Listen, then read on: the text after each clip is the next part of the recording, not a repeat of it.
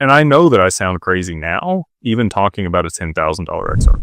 People are like, get out of here, dude. Like 10 to 13 bucks is the top on this cycle. Just stop talking about these crazy numbers. But in reality, if you look at the global macroeconomics and you look at the value proposition for the network itself, I'm highly confident that it will achieve those numbers. And it is because, if you looked at the market cap at that point, it would seem incomprehensible to most people to have quadrillions or septillions of dollars on chain.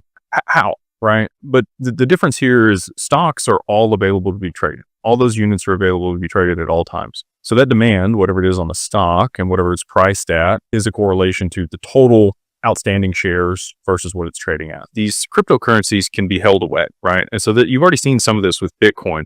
There's a ton of Bitcoin that's been lost. There's a ton of Bitcoin that people just hold, that they're never going to sell for any reason. Institutions, ETFs, other people are buying this up. And that's driven the price up, supply and demand, just normal economics, right? So total outstanding amount of a crypto versus what's available are two very different numbers. And if you look at XRP in particular, there's 100 billion that were minted.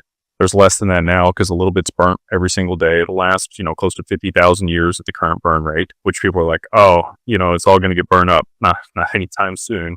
That's why they made 100 billion of them. But the total available supply across exchanges, if you were even just to look at the wallets, is somewhere around 9 billion, so 1/10 of the supply. And then that's not actually what's available to be purchased. The exchanges have an accounting overlay across all the wallets that they hold that allows, certain portions of that to be tradable and what's held by retail. So in my estimation, based on, years of study, I think there's around 2 billion XRP currently on the market available for trade between the exchanges and retail. So 2% of the total supply. So now if you're talking about $5 trillion a day for Swift volume to move through the asset, what's available to actually move that? Not a whole lot. Now that's where you're getting these crazy moves to the upside. And that has to, there has to be liquidity driven into the asset, but those trading volumes will be what sustains it at those high levels. And so I think that that's the paradigm that a lot of people have a hard time getting over, is the actual utility of these networks hasn't even occurred yet.